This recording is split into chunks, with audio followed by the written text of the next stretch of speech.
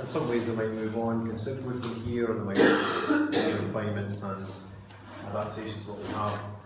But I think it's worth bearing in mind where you've all come from. You came to GSA literally 2 months ago, thereabouts, with a variety of, and University of Glasgow I should say, with a variety of backgrounds, and I've said here from ranging from mining engineering to medicine, pretty diverse. And I would like to think that that diversity is really to your advantage in terms of your cohort and what you do with it. And based on what I've seen populating these slides into the presentation, it's certainly a very diverse range of products and concepts. So what I was going to propose I do is I'll sit and drive. So whenever your presentation's on, just give me a nod and I'll go onto the next slide. We're going to run alphabetically. First presentation, we'll just run alphabetically, so that means that Shreesh has the honours of starting. Okay, and Shreesh and I have been trying to finalise things with his presentation, so it's a slightly different format to what other people have worked on, but I'm sorry about that. Yeah. We're okay, we'll make it work, Okay. Yeah. So, hello everyone, my name is Shreesh Agrawal, you know that, what I'm going to present is a concept of sound technology which kind of exists. Military still uses it. It's called parametric speakers. What it does is it provides a clear boundary to sound. It's like a laser, like light is to laser, these speakers are to sound. These are some of the applications and model of my concept used in those applications. For one application, if you are sitting somewhere with all the noise around you, and how this parametric speaker, which is basically based on ultrasonic transmitters, a circuit board at a battery, would be a small disk which you could perhaps keep beneath your chair, and how it would look like it would emit a cone of sound, and all the noise around you would just stay outside of this cone. So inside your working area, inside a very limited space with a clear boundary, you would be able to hear nothing. Either it could be in noise cancellation mode, in which case you would have a completely quiet area to work with, or you could have music or any kind of sound that only you could hear in a very definite boundary around you. So the other application of the same technology could be a wearable concept, which could be your belt buckle, for instance. This is that. So a wearable sound envelope would mean that you would not have to wear headphones while working. You would not have to worry about headphones falling off or your ears aching just because you have your headphones put there in your ear for long. So the third concept of it could be essentially a noise cancellation mode, which you could perhaps use in industries. Around big heavy machinery, for now you have to have earmuffs and other health and safety noise hazard safety measures you have to put in industries. But with the same technology put into something called a sound mat, you could put it around a heavy machinery which makes too much noise, and you could put it in noise cancellation mode. So how it would be, it would produce a cone of noise cancellation. It would definitely be a feedback from the noise that it is, from the sound that it is getting from the machinery, and it would produce a deconstructive interference like normal noise cancellation was. And so the person standing outside that area would not be able to hear any noise from the machinery. So this would mean no ear protection and better HSE compliance in the industry. So yeah, so these are the concepts and available.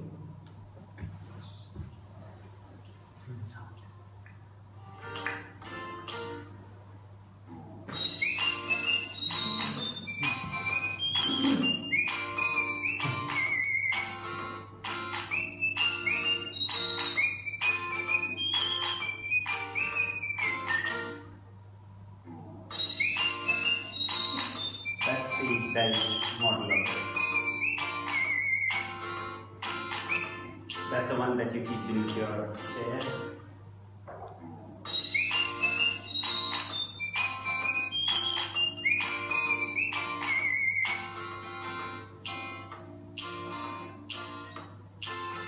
That's the industrial sound noise cancelling mat.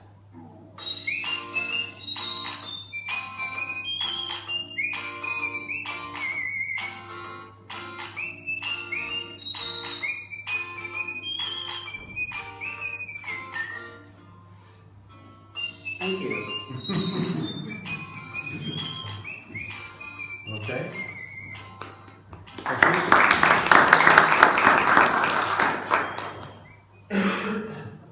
Never had a minute. Right, okay. Following you. So. Regardless. Yeah. Okay. Any comments for Shrish at all? Yes, of Have course. you ever heard of that before? I should pretend that I know what No, it is. yeah, military uses it. It's called LRAD. It's non-lethal mob deterring thing. Wow. So Yeah. how does it work? So like, if you sound waves go out, how do you stop them?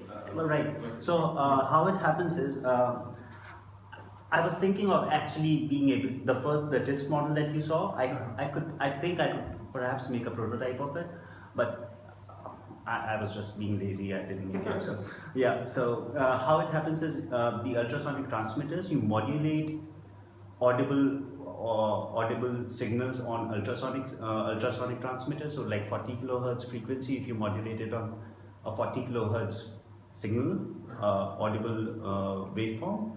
How it happens is you place ultrasonic transducers in such a way that they would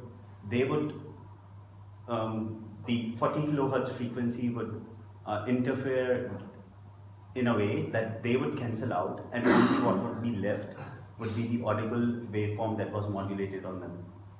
So because of the 40 kilohertz frequency, they would have a definite boundary because it's a very, very high frequency. But because those would interfere and would destructively interfere, so only what you would hear would be audible frequency that you modulated on them. So sound with definite boundary. But there is a precedent in terms of military application. Yes, and the difficult part in it right now, why someone has not already made it, is the modulating part of it. They are not able to modulate legible sound on ultrasonic sensors. That's why military uses it, because they only have to annoy people with high-pitched sound. So they could just use it. That's really interesting. Thank you. Anybody else? Okay. Sounded very cool. Yeah, I would buy it. But I suppose I'm thinking about 2025 and that kind Yeah. of future. Hopefully by that point we are at a stage where we could maybe begin to explore what the potential. Like you would see signs of it existing already. You could play amazing pranks on people as well. Yes. Evil Leon. Okay. That's Leon now. Next.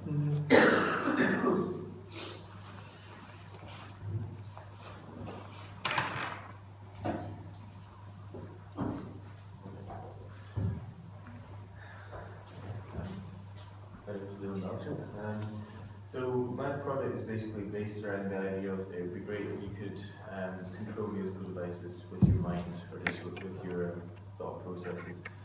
So that could either be directly controlling something in terms of, skip the track, up the volume, but what would be even cooler basically is if it could pick up your emotions and it could work out how you're reacting to sound that you're hearing. So say you like the song without even you consciously going, okay, I like or don't like this song, it would sort of decide, okay, well, next type of song that you could, next type of, say, genre, or song to play, or even skip the song if it works out that you're not enjoying it. So, parallel products that are around, there are devices like this for use with computer games where it can pick up information about what you're thinking, and more detailed ones that pick up various parts of your brain as well. Can be used to, or do you actually have to ever take your phone out of your pocket to change the track, or even shuffle or anything like that. And also even home setting, if you're just sitting listening to your hi-fi, you could still have, say, like a headband that picks up what you're thinking. Yeah, obviously great for sports or driving as well. Yeah. So, yeah, more why? As they say, so just I mean, it's really applicable to just about any situation where you're listening to music. The technology behind it, you could do probably the most practical way to do it would be to pick up the brainwaves with an actual sensor, just measuring the electrical activity, which is the way that we tend to do at the moment. In the future, you might also be able to do it with functional magnetic imaging as well, but that would, at the moment, that requires big magnets next to your head, so it's not very practical for wandering around. So yeah, so as I say, there can be automatic use, subconscious. Also things like useful in situations where you normally have to remove your gloves to use a touch screen or something like that. Obviously, it's base control for me. These are kind of just prototypes out of Polymorph. So it's actually surprisingly comfortable going around the front like that. You could also go behind around behind the ears. That's a bit more stable. But you actually get if you put earphones, like just normal earphones, and if you pull the wire forward, you actually get really nice bass sound. It kind of tucks. Yeah, it's better isolation. Yeah, it's actually so. Apart from not looking quite with the current trends, it's actually a very comfortable way, especially if you wear glasses as well, because it doesn't actually, like if you normally, not so much this one, but this way, it doesn't interfere with your glasses, like they'll cut off in them. So then I've got a video as well, together, which is hopefully going to play. Just showing you where to basically put it on, you pick up your brainwaves, you can determine what type of music you want to listen to, what mood you're in.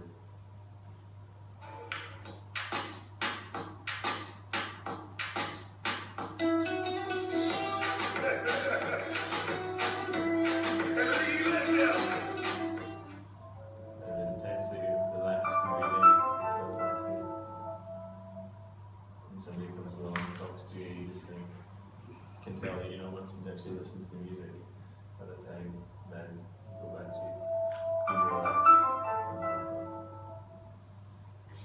It could also be used to, if you wanted to say, alter your mood as well, so if you wanted to be, say, detected that you're feeling a bit down, instead of playing out your music or wake you up or something like that. Well, so that's it.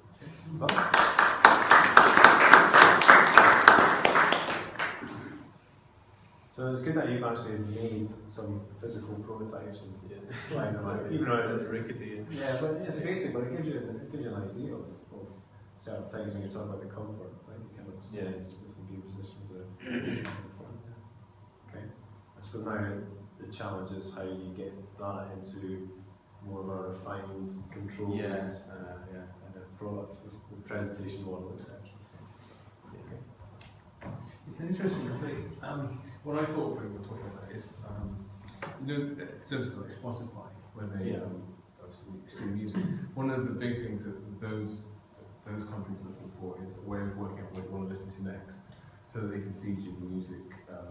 Because if they can tell you what you want to listen to next, you will enjoy that service more than their competitors. So, and if they could pick up what your brain's thinking. And it sounds very exciting. It's not actually that it could be used quite simply. Yeah, because there are, you have managed to pick up emotions, just with like sort of 1 or 2 sensors on your forehead rather than doing the whole lot, because that's the kind of area where you basically where your emotions and thoughts are. Rather than if you want to control like a wheelchair or something, you need them more around the back of your head. So that's why. Yeah, it's just front. Well done. Thanks.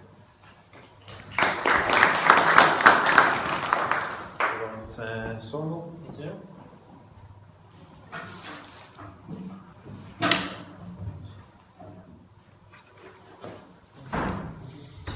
Do you want your video first? Yeah, okay. Right. Just want to just go for it? Yeah, please. Yeah.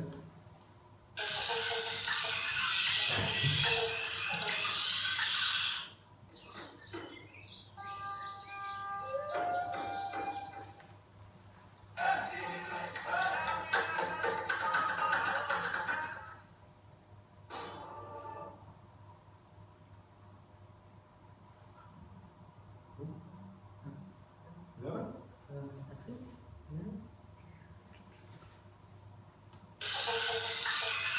Yeah, that's it.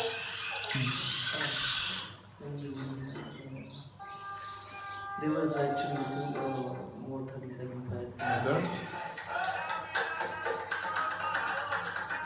Yeah, just get to the end of that.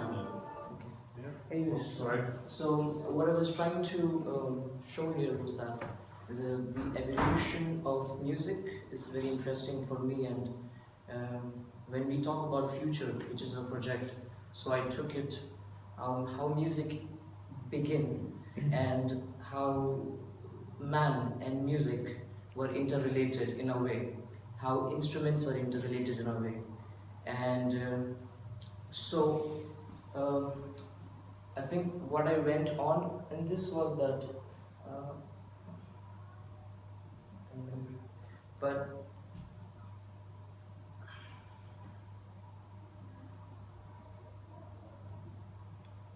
just a second. I want to remember what I had to went through this video for, and I think yes, I had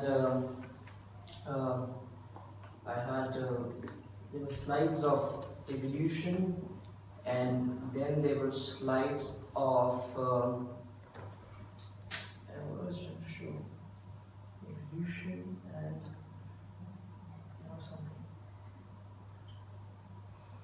Yes. So I think where I went on was that what I'm trying to say is that right now we are in a stage where I think we are in an information stage right now in evolution. And there is no denying that all our products have become very minimal in a way because of the electronics which is behind it. And so I believe that this information age, it caters to our cognitive experience, because we use a lot of mind to run through apps, next app, what is other app. And I think I wanted to get matter back into it, because as we are evoluting, we have lost touch with matter, and the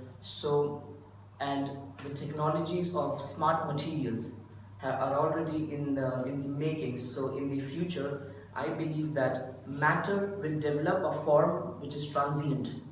So matter can change itself to environment. When that happens, matter becomes different, because right now matter is static. So if I have this prototype for mine, the matter is very static. So what I want to do with my experiment is that I want this matter to be there and things to be there just like they are right now. And okay, I want to physically engage with this device and change matter into information. So matter changes its state into information. That's what I'm trying to achieve. So if I can go into my next slide. Yeah, so PowerPoint just crashed on you. So. I just lost my cue. Sorry. What else?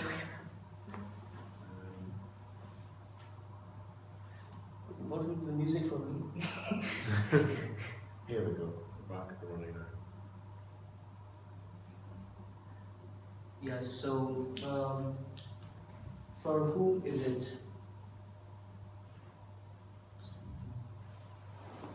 So essentially it's a device that balances information with matter, creating a multi-sensory experience of listening to music rather than a cognitive experience, which I talked about. So a lot of time people talk about multiple intelligence, which is our body intelligence, kinesthetic intelligence, naturalistic intelligence, and with right now devices, they only cater to our cognitive intelligence.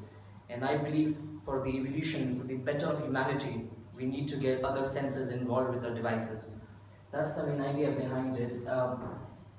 People of all ages who listen to music more than 1 hour, diehard supporters of favorite artists, and people who have physical disabilities, I especially felt for them, because it's a device which you can play with. At least you have to move your fingers and you see things vanishing. So at the same time you're active with the device. At the same time you're listening. So and when? So maybe you plan a trip with buddies. So I have this idea of where it can be applicable in the market, how I see this device coming in the market. So when smart materials start coming into the market, I see the retail also changing. I don't see the same retail shops.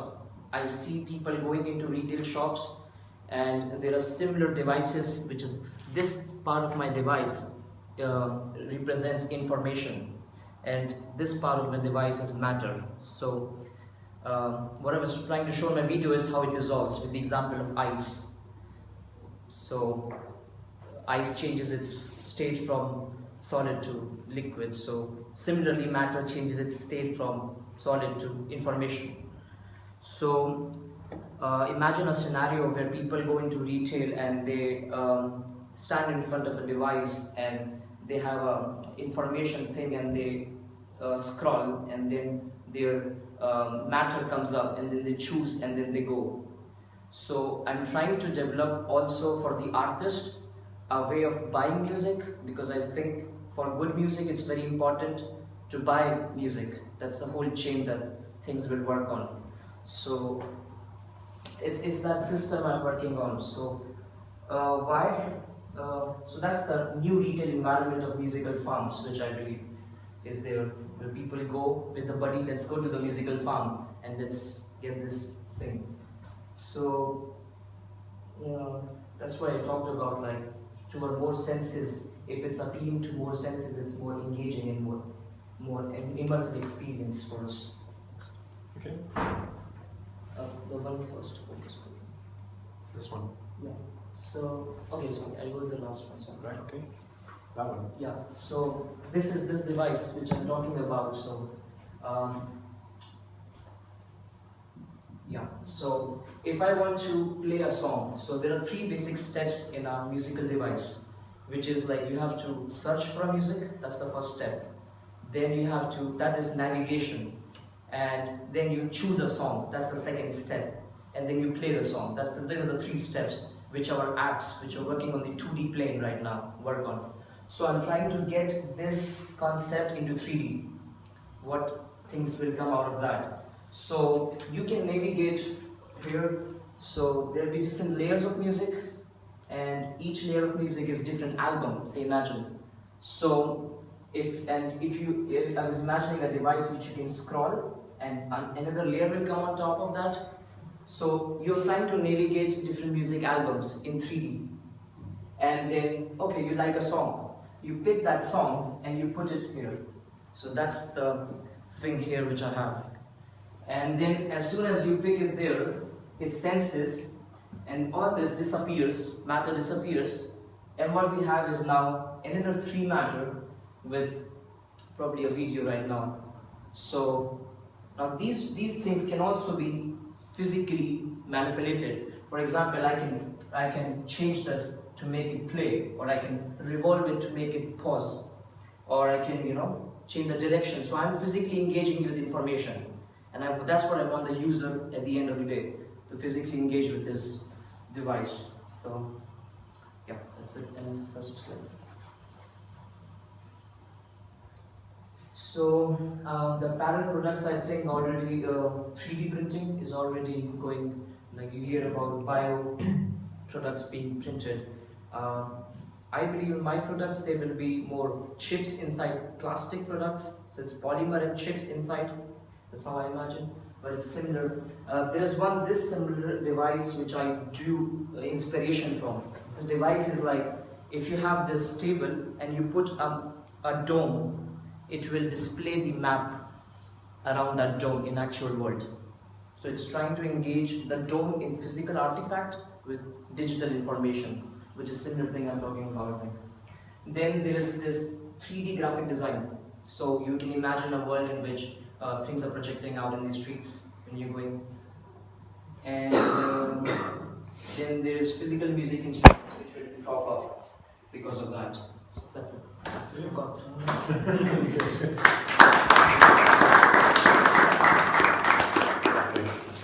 So, you use I suppose the ice cube in a glass of water is almost like a parallel product here, isn't it? Yes. The ice is adding something to that drink, whether it's making it more refreshing because it's cooler to drink and so on and so forth. Yes. So essentially, you're looking at a state change where that solid object essentially dissolves, and the data that's within that solidity, let's say, then finds its way into the pose of your device that you have, and then allows you to interact with that code. Yes, yes. Yeah, the connection between physical and Okay. And then how that works in a retail environment, it's almost the reverse of it. So you go into a retail environment, you have a flat surface, for example, and then I would press on something and something grows. yes. Yeah. So hence farming.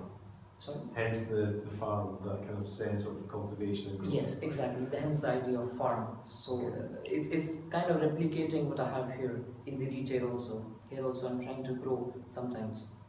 So yeah. Okay. Any questions?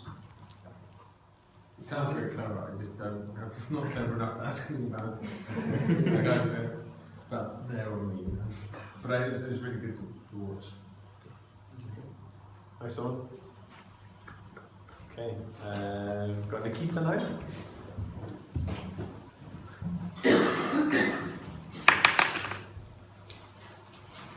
Hello. My product is basically a new instrument which has an organic component in it. So the parallel products would be any instrument and mixers. Then the users could be said ranging from artists to normal people who want to use it as a hobby. The functionality may vary from the interactiveness of the plant to the human interaction in form of touching the plant and touching the product, as well as making a new audio. And then the context could be, we would use the product in terms of professionally making music, or as a hobby where you can just play it at home or anywhere you want. Anyone who wants to just create some new form of music, what is a new instrument altogether, where at home, at studio, at some concert, at a pub, then whenever you want. And why it's basically a new audio experience, so you will get new sound which you wouldn't have listened ever before. So this is the concept where we have plants in a vase which has sensors all around it. So when you touch a plant, it generates electrical current in the plant. So if we could interpret that electrical current into music, we could use it as an instrument.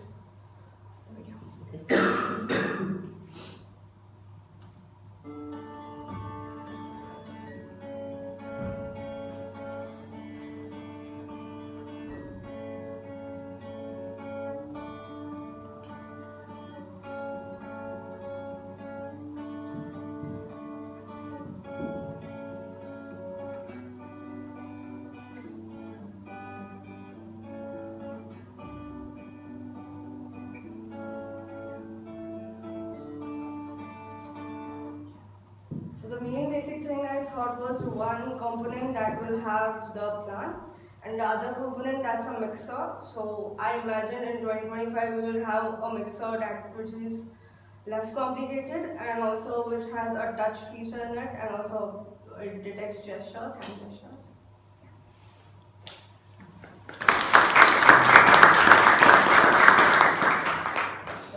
Wow. It's like a high-tech, like wind chime or a dream catcher, isn't it? Because that's taking wind and turning it into music.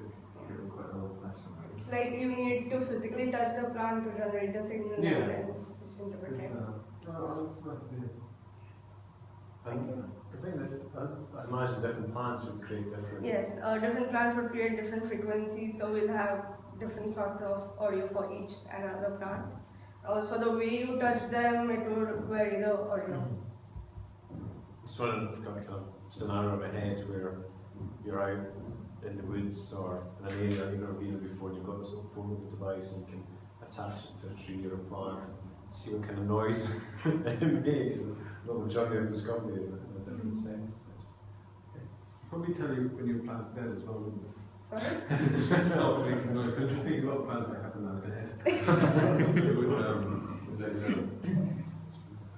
Might start actually talking to you. Kind of. Okay. Thank you. Nice to meet you. Okay, so we've got Sophia. Hi. We're going to jump out of Sophia's presentation at one point because for some reason I can't get the video to. Yeah, the video. But I put it in the PowerPoint. I mean, I linked the video to the presentation. Well, I've got it on DLC, so you let me know and I'll jump out. Okay. Okay. Okay. So yeah, there are my focus. Well, my focus board with my focus points. When this challenge was presented to me, what I wanted to do is to improve the waking up experience or the falling asleep experience. So I came up with a kind of tech cover pillow which has sensors in it, and when you are sleeping, it's tracking your sleeping cycles. So basically this pillow sends the electricity impulse to an alarm dog station, it reads it, and when you are ready to wake up, when you are on your light sleep, the alarm dog station connects to the speakers that are embedded in the pillow, well, in the cover pillow, and start playing some music or displays an alarm or something like this. Then, when you are getting up, I mean, when the sensors notice that your head is not on the pillow, it doesn't stop because then you can't see it. So basically, when you are getting up, when you are sitting on your bed, it doesn't stop either. So it's when you get up, the alarm dog station notices the movement of your body, is when it stops. Because, yeah, one of the basic things of getting up or waking up is that you are always trying to deceive your devices. You are always putting it in snooze like 100 times, or trying to deceive it, trying to put it in another bedroom or something like this. So that's what I wanted to do. Next slide. Yeah, so basically it's for everyone because everybody has to get up and wake up in the morning. It is in your bedroom. And it's basically because it's a human need and because of the well-being, because we don't actually get enough sleep almost every day. And if we get enough sleep, sometimes it's not a quality one. So yeah, the next slide. Yes, basically the cover pillow that, well, I didn't put the sensors on it because I didn't have time, but it has to have this kind of sensors with the alarm dog station. And we can play the video. Okay.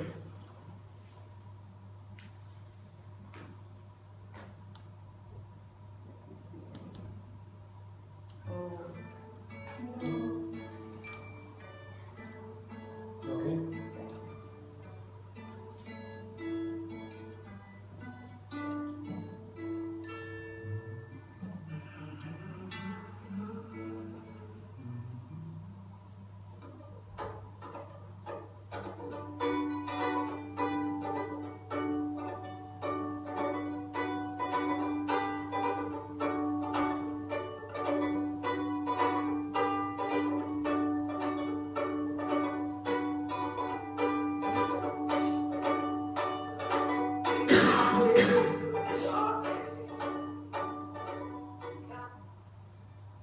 Say one. Okay. So yeah, what I didn't say before is that before going to sleep, you have to set up your alarm. Imagine that you set up at 8:50 or 8:15 or whatever. Then the sensors are able to detect if you are able to sleep to get up maybe 10 minutes before because you are like you're in your light sleep. So yeah, basically it wakes you up 10 minutes before or 15 minutes before, never after. That's good. That's it. Well done. So, when we were talking some time back, you were saying this It's maybe something that you could take with you on your travels, or if you're a business traveller, or even on holiday, things like that. Something you could become quite, attached to.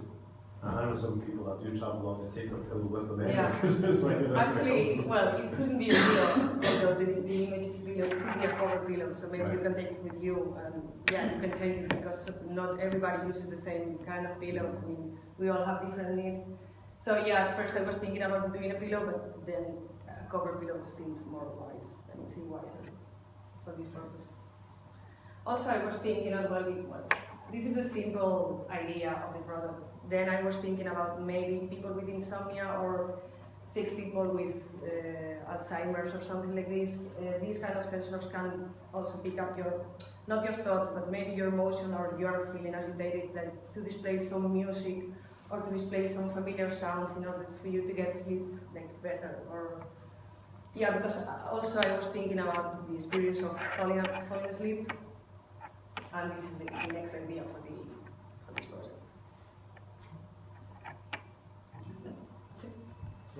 Okay.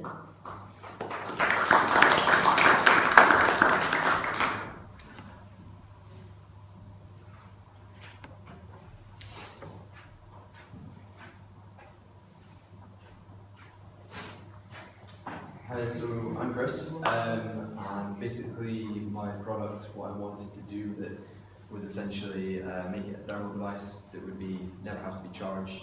It'd be very interactive with the user. You'd be able to be portable at the same time. I'd want to have it to be worn on your wrist. Thermal pads would hopefully pick up heat from your wrist, and also have wireless earphones, which also pick up the heat from behind your ear. So the main products that are out there at the moment are obviously the iWatch, which has just been released, as Apple seem to do everything these days. It was hard to find a gap in the market, sort of thing.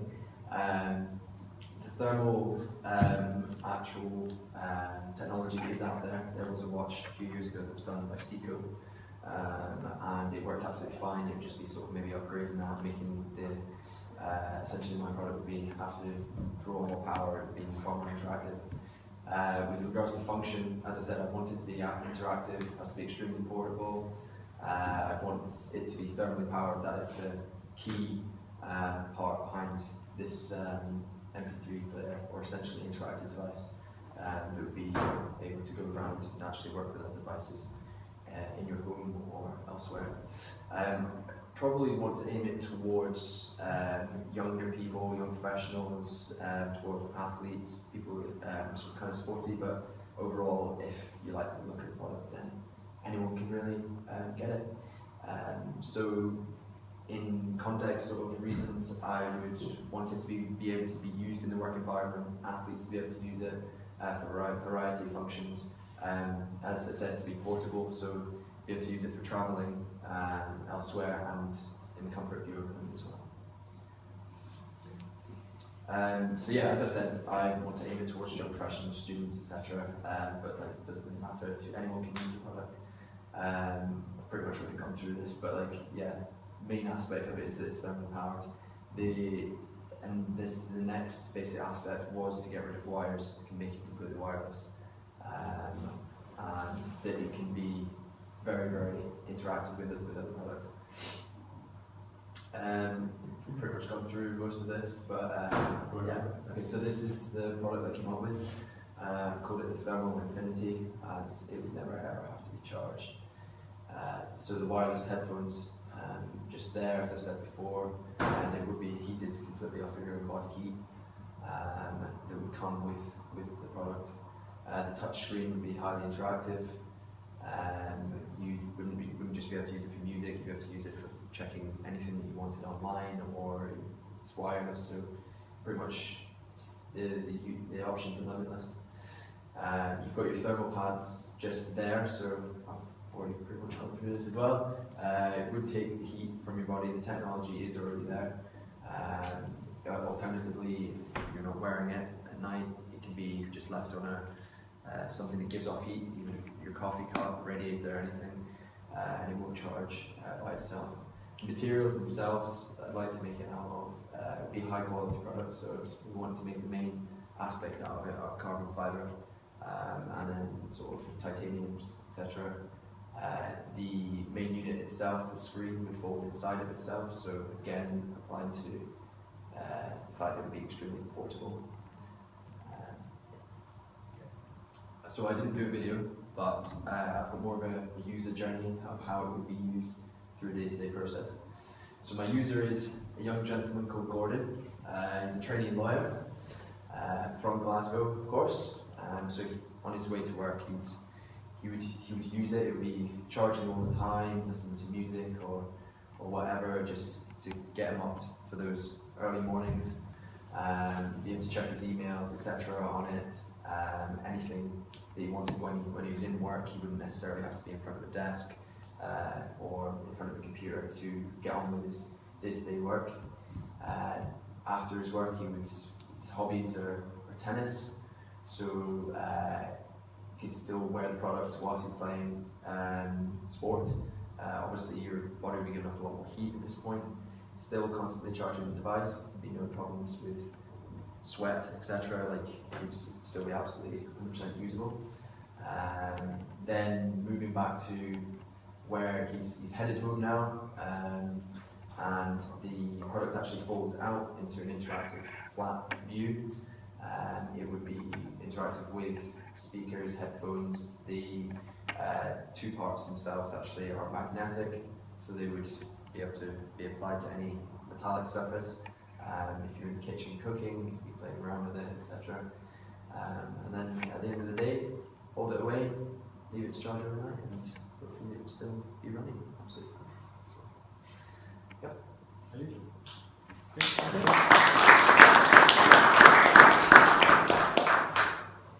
We're actually doing something quite like this. In, one of the guys in the office is working on something similar. It's a sports band. You know the things about around and tell you your heart rate. Yeah. The idea is that it talks to your earphones, which is quite similar to that. So, but the whole thing's really interesting because I haven't really, I wouldn't have thought of powering that way.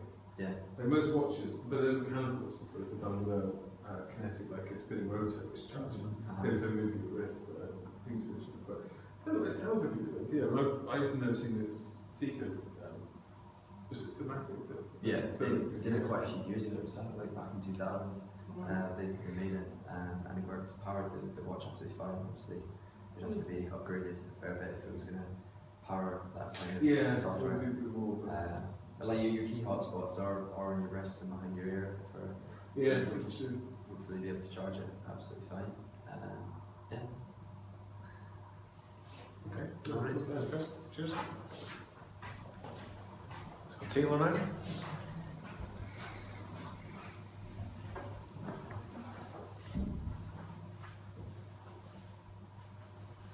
Alright, so for my project, once we got the brief, I kind of tried to focus on the interactive, true to life audio, and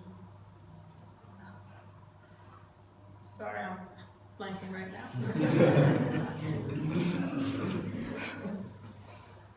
But so I focused on those two items, and the first thing that came to mind was the jukebox. And so I decided to try to make that more modern. And so I looked at similar products, vinyl jukeboxes, there's more modern ones, and then now there's like smart tables. And then I focused on the functions of the phone and just being interactive and playing music. And then users are mainly going to be groups of people, people in a social setting. Like you could have bars, pubs, restaurants, cafes. And so the people who would want to use this device are probably people who want to pick the music that's playing while they're out. And what the device is going to do is it'll connect your phone to the jukebox, so all the music on your phone can actually be displayed on the screen and played through the jukebox.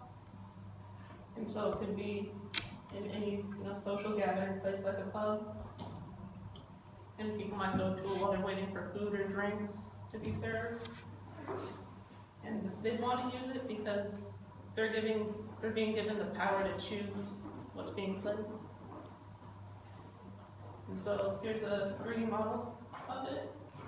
You have a blue LED lights going on the outside.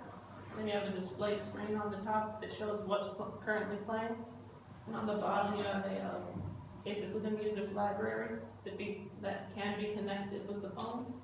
And you can scroll through the wallflower of all the albums, and then you just drag it to the queue. And then there's a coin payment slot that drops down to the floor. And then there's also the like a little pad that you would put your phone on that connects it to the device. Thank you.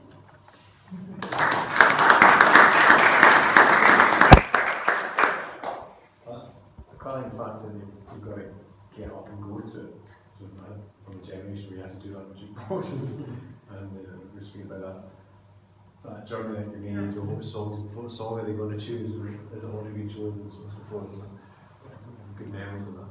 I think the coin payment was interesting because I suppose nowadays we've got ways of paying where we don't necessarily have to have kind of physical transaction of coin or note, etc., even card or anything. So there's maybe things there that we can explore. Maybe it's like when you buy credits, yeah, and then when you put your device on it, depending on how many songs you flip over to that, always X number of credits. The reason I'm saying that is because there's still a lot of crime in pubs and clubs. You know, a lot of machines that do hold money have to be emptied. It's not just a crime of someone breaking that machine and taking money away, but it's maybe at the club or somebody having to bank the money and all these kind of things at odd hours, etc. So reducing that risk in some ways might have an added benefit that the pub or club owner might be attracted to. So there's less means of, or less potential, let's say, for them to have break-ins associated with crime.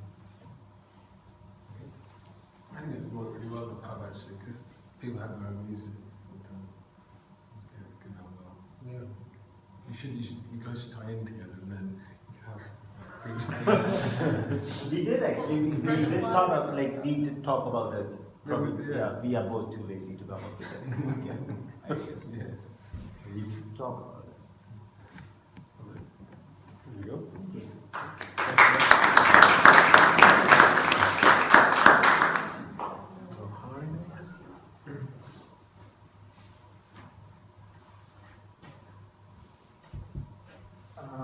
Hello everyone, I'm Hari and my product is a smart earpiece which you can use to seamlessly transfer between different audio sources. And at present the parallel products that are available in the market are clever hearing aids which you can use to use for select hearing, and the users are targeted as mature individuals because it's important for you to know what control you have on what you are hearing. You don't want immature people to use it and suffer later. So it is important that this particular group uses it.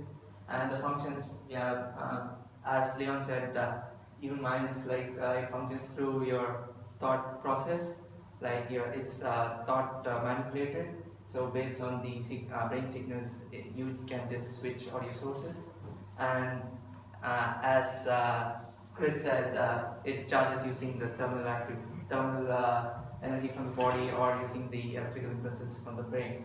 So applications it's mainly used to have an isolated environment, like isolate noise and concentrate on what you want to hear. And the next is like if the decibels are too high around, you want to control the level of decibels that you want to hear. So that's another function, and you can switch between audio sources. Like if you want to concentrate on the audio from your phone, you just think about it and you get the audio from your phone. And if you want to switch to audio from your laptop, because at times you find it difficult to pull out your earphones and turn the volume on the laptop, it's a bit of a hassle to switch between different audio sources. So I thought that would be more useful and alert for potential danger, like it keeps track of what's happening around you and any approaching danger or anything, it just gives you an alert and makes you aware of what's happening around you. So it also helps you to blend live audio around you, just to make sure that you are aware of what's happening around, along with music. So, as I said, usable by mature individuals who know what control they have about, and what it's a smart earpiece which can seamlessly switch between different audio sources, where I guess you can use it anywhere unless and until you know what you want to hear, and when it can be continuously used throughout the day unless you're very uncomfortable with it. And why? Because to control what you want to hear based on your preference. So yeah, this is a very minimalistic concept where we have the transformable material, which is kind of a smart material as Salman said, with embedded circuitry and everything. So you have the speaker unit, which is around it, and you have a display unit just to make sure that you are available for social interaction or not. Because people who put on their headphones, you're not aware if you can go and approach them or talk to them. So it's going to be kind of a status display like you have on Facebook, like you have a green signal if you're available for a chat, or a red signal if you're busy with something. So I thought that would be much useful. So I just prepared a video. So the day starts with the alarm, and it's waterproof. You can take it wherever you want to go, and during the drive you get traffic updates, your car stereo system is connected, and at work your desk, phone, mobile, PC, and as I said, blending live audio, so navigation and any approaching stuff. At home, even you can customize the baby alarm to get it there. That's it.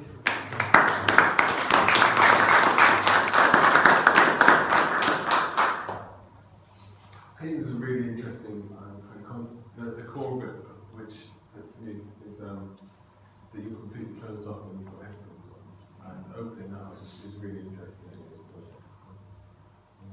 Thank you. So one of the slides for the prototype, I don't know if I interpreted it correctly, where if you're in a nightclub you can use it to control the sound. Yeah. Right. If you're on a rock concert, sometimes you have so much treble that your ears seem to like tear apart. Yeah. So you can just control the level of audio that you want to hear. Quite like that. Actually. Yeah. As you get older, you will mind. Okay. Thanks, Adam. Thank you. Okay. So